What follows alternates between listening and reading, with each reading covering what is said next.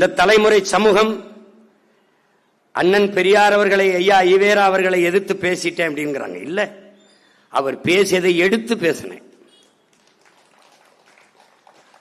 அவரை அவதூறு பேசுறோம்னு இல்ல, அவர் தான் 60 ஆண்டுகளா என் இன மக்களை அவதூறா பேசியிருந்திருக்காரு. அதை எடுத்து பேசினேன்.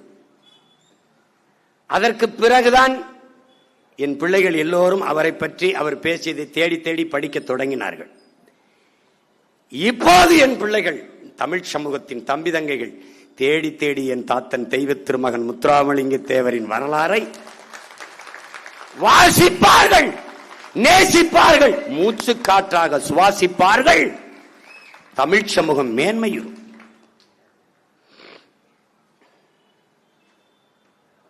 சொல்றாரு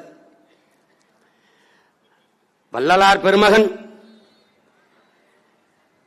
இந்த சமூகத்திலே புறையோடி கிடந்த சாதிய இழிவு தீண்டாமை கொடுமையை தகர்த்து சமூகம் மறுமலர்ச்சிக்கு மாறுதலுக்கு வித்திட்ட மகான்கள்.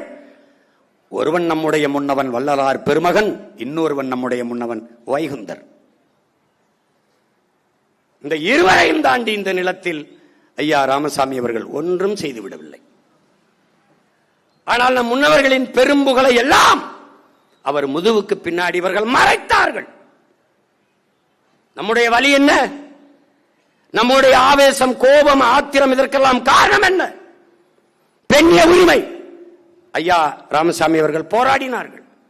சாதி ஒழிப்பு, சமூக நீதி, தீண்டாமை ஒழிப்பு, அதற்கு போராடினார்கள்.